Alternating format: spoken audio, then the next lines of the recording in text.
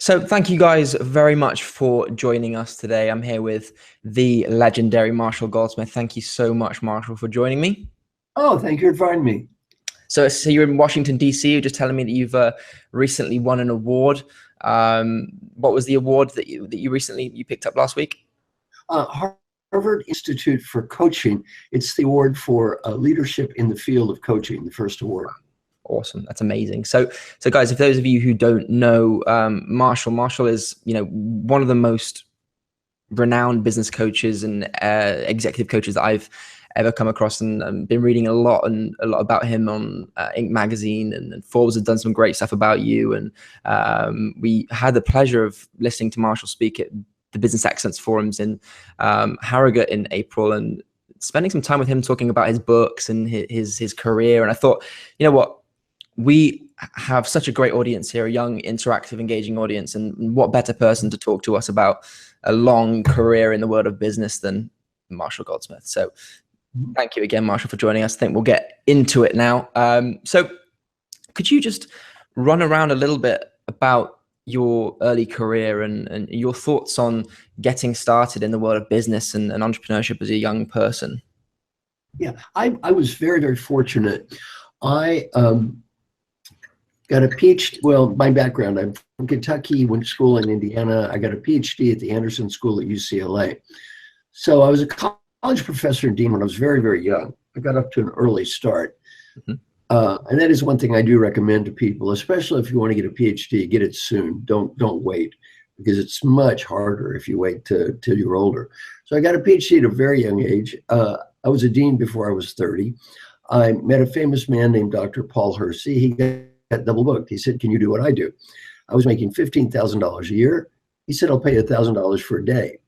Now, that was 40 years ago. I was 28 years old. $1,000 for one day, that was a lot of money. So I said, "I'll try." I did a program. I was incredibly successful. They were very angry when I showed up, but then they asked me to come back, and I got into this business. So now I do four things. I give talks or teach classes. I've been to 99 countries. I have over 11 million frequent flyer miles on American Airlines. So I give talks and teach classes. I coach executives. I'm the coach of the CEO of Ford, Pfizer, Glaxo, Walmart, and World Bank, all kinds of people. And then I write books and articles online, as you know. So I have about almost 840,000 followers on LinkedIn. Yeah. So I've got a great life. Yeah, my advice to young people is, especially millennials, is it's great to have a clear identity. Mm-hmm. Really focus on being an expert at something, and then just drive that brand and drive that identity as best you can. I wouldn't feel as locked in today to a corporation future, because your odds on staying in a corporation for your entire career are much, much less than they used to be. I wouldn't put your identity there. Don't invest don't worship, put it in a different way. Yeah. I wouldn't. So what I would brand your own set of value, so that you're a valued person, and then really focus on how to communicate that to others. Mm-hmm. Awesome. So you mentioned there the sort of picking something that you want to become an expert in. So yeah. I think that a lot of society nowadays is people are very addicted to instant gratification and wanting to be something now. I feel like the world is making people change things all the time. So would you say that focus on something and become the best in that? One of the millennials is a good friend of mine. He started a business on cat catheters, of all things. Think about that, cat catheters. Well, he's now a multi-billionaire, and he was the world's expert at that. I mean, I'm the world's expert at helping successful leaders achieve positive, lasting change in behavior. If you do a Google search for helping successful leaders in quotes, the first 500 hits, 450 are me. The rest of the world is 50. So I'm totally dominant the field. Yeah, so because it compounds over time, but if you jump in and out of things based on what's currently being dubbed as successful, it will never happen. Cat catheters, people. If you can become a successful at that, you can become a successful business person. Awesome. So a lot of people are coming out of university, coming out of college now thinking, do I go into further education in the form of masters and PhDs and stuff like that, or do I get started either in a career or in a, entrepreneurial path? What are your thoughts on the current process, and especially for those people that are indecisive?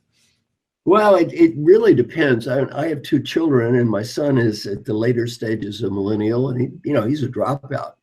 Yeah. And he's a dropout. He now owns 4 businesses, several properties. He's doing very well. I don't think the academic world is for everybody. I think I would highly consider an entrepreneurial opportunity for some. It's not all, but for some. My daughter's the opposite. She has a PhD from Yale, and she's already received tenure at Vanderbilt. So, I have 2 kids who are kind of the opposite end of that spectrum. So I don't think there is a path. The question is, what is your path? Each person needs to pick the path that's right for him or her. My daughter and son are almost as opposite as you can get. Very, very different paths. They're both doing very, very well in different ways. Yeah. So it's finding the path that you feel is right for you, and, not listening to what's out there, but, listening to what's in yourself and understanding where you want to be and where you want to focus on. And I guess it will fall into place for you. Yeah. And you can go in different directions. If you want to take the route of college, let me give you my advice. I would start out I'm a great believer in education for most people, not all people. For people that are very good academically, let's talk with that group to start with. Yeah. People are good students. If you're a good student, what I would do is, number one, get in the best college you can get in. I think that's not less important, but more important. Then I would probably go to work for, I'd say 4 years, maybe 5, if that. Then I would get in the best MBA program I can get in. Great believer for people at that track. It's very positive. If you would like to be an academic, which obviously I was trained as an academic, my wife and my daughter, then you really need to be in a field where you can get a job.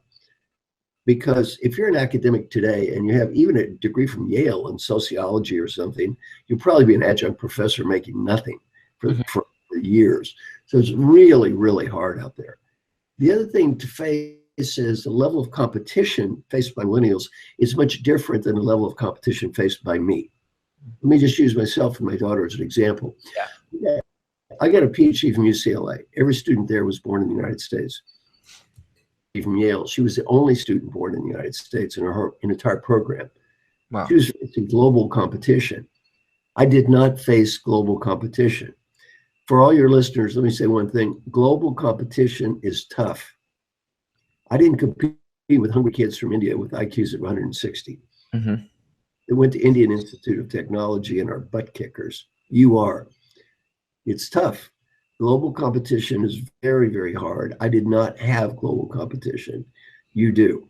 And so, a lot of your listeners are competing with people from around the world for those jobs, not just people in the UK or the US. That's so interesting as well, because it's such one of the big topics of conversation is a sense of entitlement, where millennials will go into a fantastic university like Harvard, like Oxford, like even the not so Ivy League schools, and expect to walk out into a job, but they don't realize that those other kids in those classes are 10 times hungrier than you. And they will get them. It's not that they won't get them anymore. Like global hiring is at an all-time high, isn't it? So, guys, when you are there, realize that you have global competition, but like Marcel just said, focus on something that you can get a job instead of having that global competition. Yeah, and again, there are plenty of opportunities. On the other hand, you need to differentiate yourself. Yeah. What's special about you? And I think that's even more true than it was in the past. Really establishing a brand, building an identity, being a learner. The other challenge millennials have is distraction. You brought this up. I mean, social media is such a distraction. You really need to focus. And, one other advice, minimize vicarious living. That means don't live through other people. My neighbor in New York was a young woman named Lindsay Lohan. And millions of hours were spent. Lindsay Lohan got drunk and stoned. Who cares? Lindsay Lohan's not your problem. By the way, I always tell people, you think Lindsay Lohan was a loser? She didn't waste her life reading about you.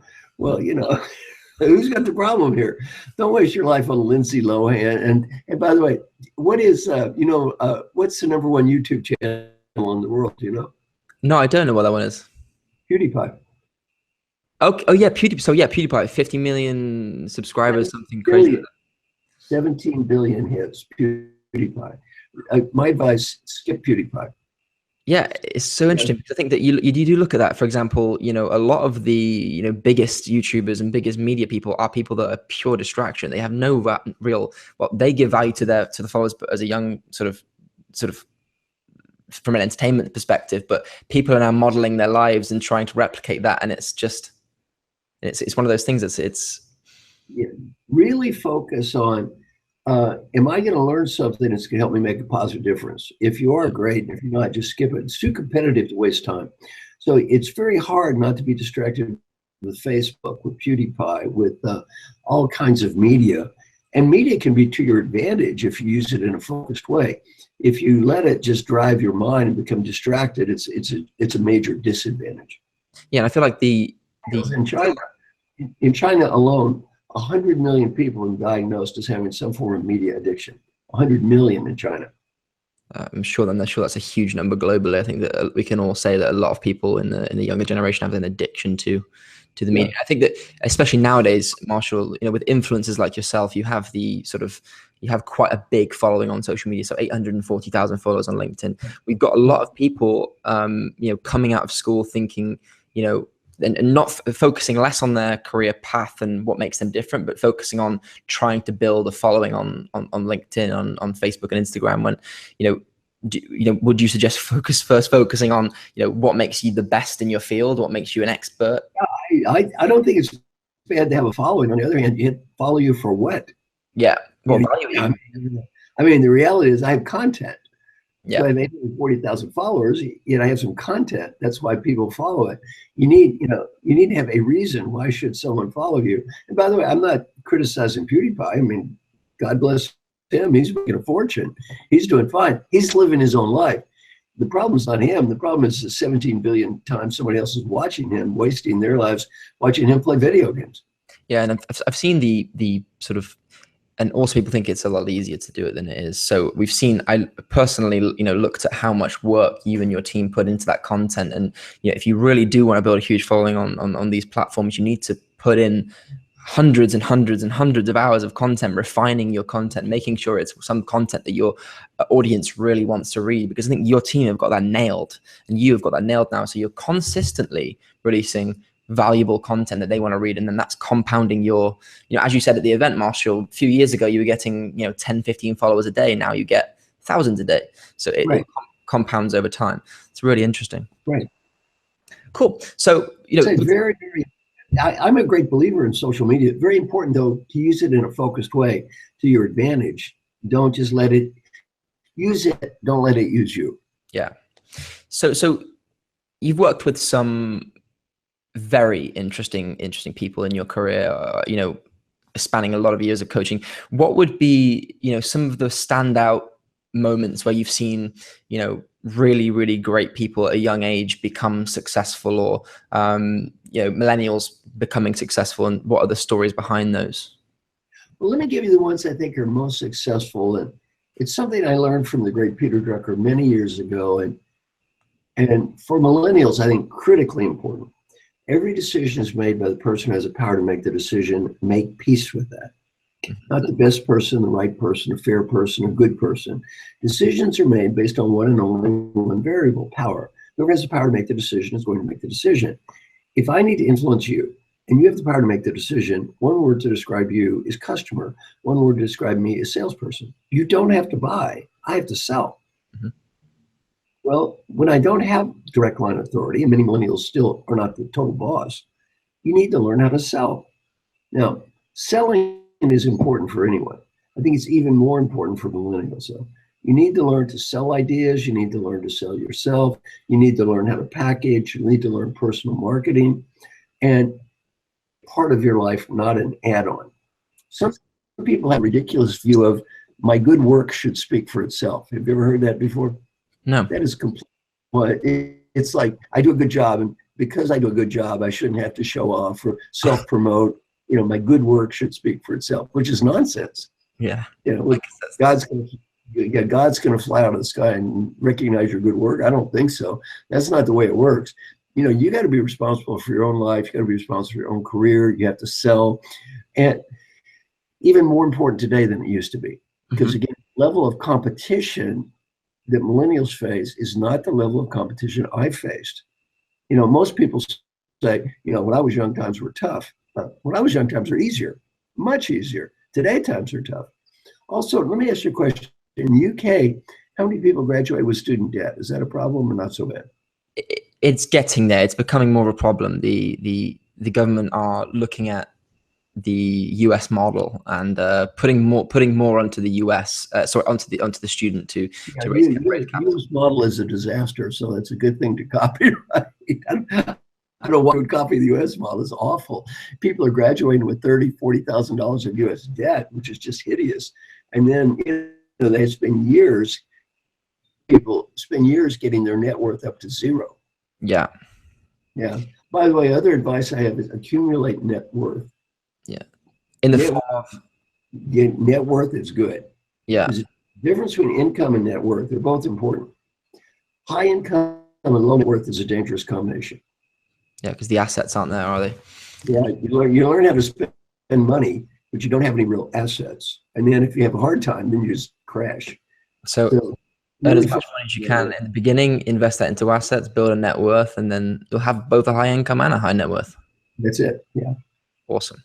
So on that subject of, I really love that this sort of God flying down from heaven to tell you how great your work's done. I love that. It's fantastic. It's so now. It's so relevant, especially with, you know, people, you know, of certain ages coming into work and thinking, you know, I should get praised for this stuff. You know, actually you need to sell yourself, sell what you do. So on that subject then, Marshall, how about managing the millennials? How about managing them? So, well, you know, I wrote an article about this, and we did this survey, and we said, what's going to be different? The first thing is the leaders of the future need to think globally, not just locally. And an advantage of millennials is at least they're a little brought up more in a global environment. They're a little more focused on globalization than older people. That's a good thing. That's a good thing because leaders need to focus much, much more globally. Number two is cross-cultural appreciation. More and more people are going to have cross-cultural appreciation. You think of diversity in America as, you know, African Americans, women, that kind of stuff. More and more diversity is going to be cultural diversity, different diversity. London is, for example, a very diverse city now. Yeah. And then the third variable is technological savvy. I think it's very important to understand you don't have to be a technologist. You just need to understand how technology works and how technology impacts your life. Technology to me is a big deal. You either care or don't care that people read what you say. If you care, you need to understand the impact of technology. If you don't care, then don't be a writer. Then the third variable is in partnerships. Very important for millennials to really understand the importance of building alliances and partnerships with people at all levels, younger than them, older than them, same age as them. You know, build alliances and partnerships. And then the final one is for the leaders is shared leadership. The leader of the past knew how to tell. The leader of the future knows how to ask. Most leaders who manage millennials will manage people and know more about what they're doing than the boss does. So they have to learn how to ask, how to listen, how to involve people, as opposed to just, I know everything and now I'm just going to tell you what to do. It's very interesting, isn't it? On that, so yeah. on that subject of moving into the future with all these future leaders being, you know, well, as millennials don't become millennials, well, they are millennials, but as they become the executives in these, how do you foresee the executive landscape changing? Because I guess it's going to be changing from, you know, relatively maybe clubby boardroom type style into much more technologically advanced younger people. I don't know. It's very interesting to hear your. The reality is, one thing about millennials is they're going to get old just like everybody else. And one thing about old people is they die. I'm a Buddhist, and Buddha was brought up rich. He was able to escape his bubble 3 times. You know, he learned you get old, you get sick, and you die. Shit happens.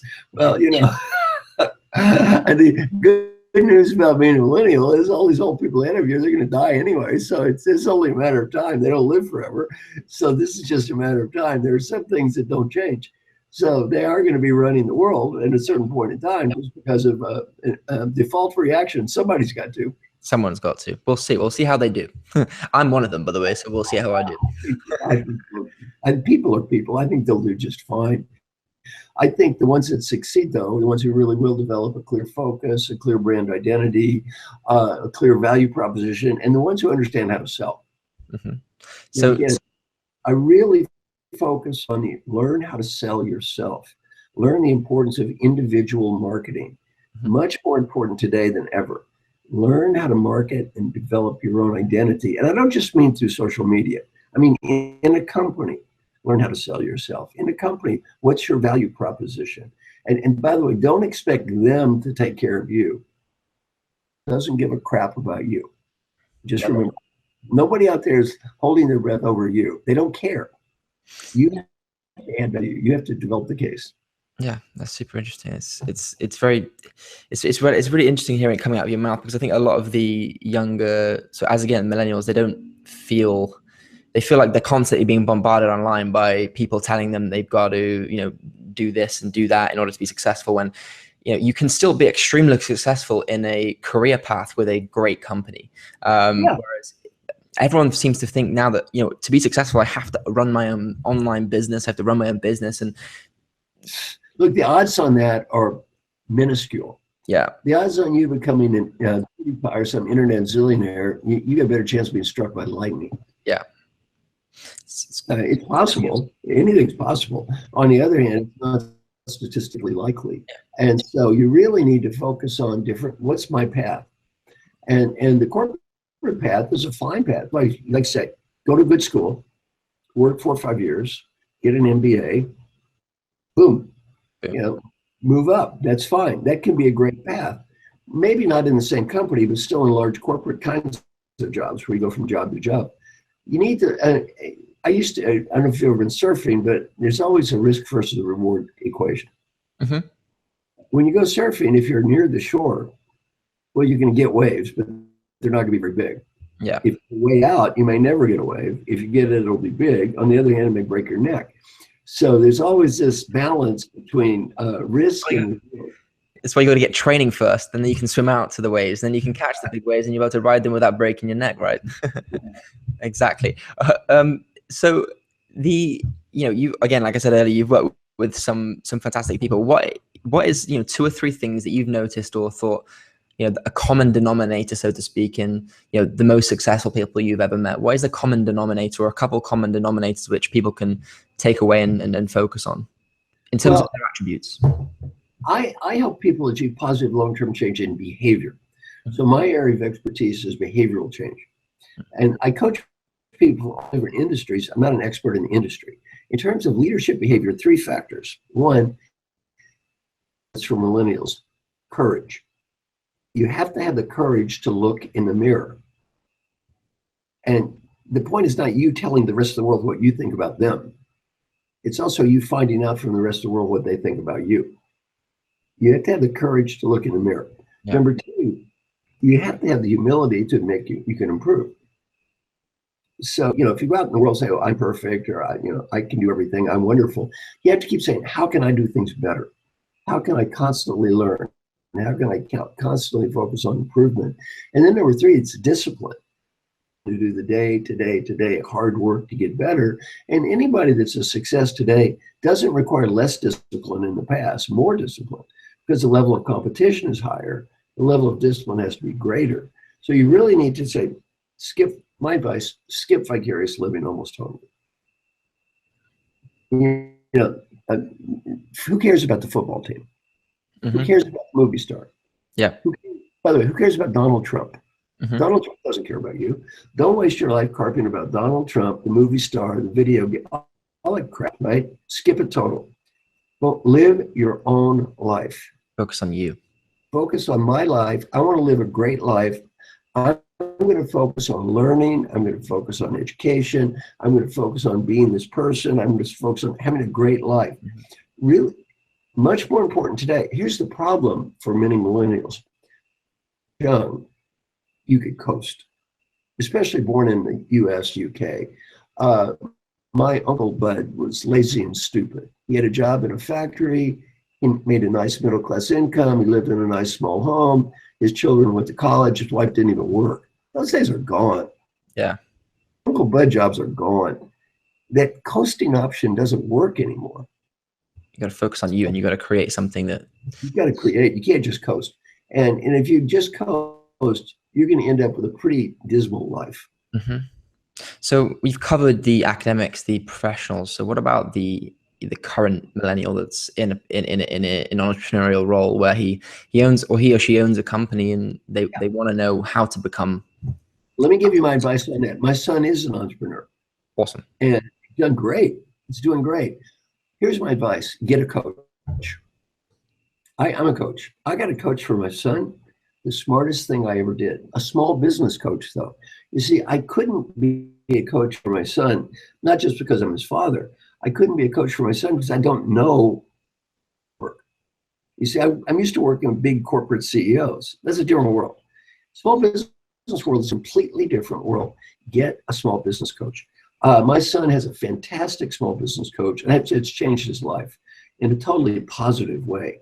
So you don't have to know everything. That's it. That's the millennial can work with an older person, and the older person is in a coaching capacity. To the degree you can get mentors and coaches, they can really help you. If you don't have a mentor or coach, you're constantly reinventing the wheel, learning things people have already learned.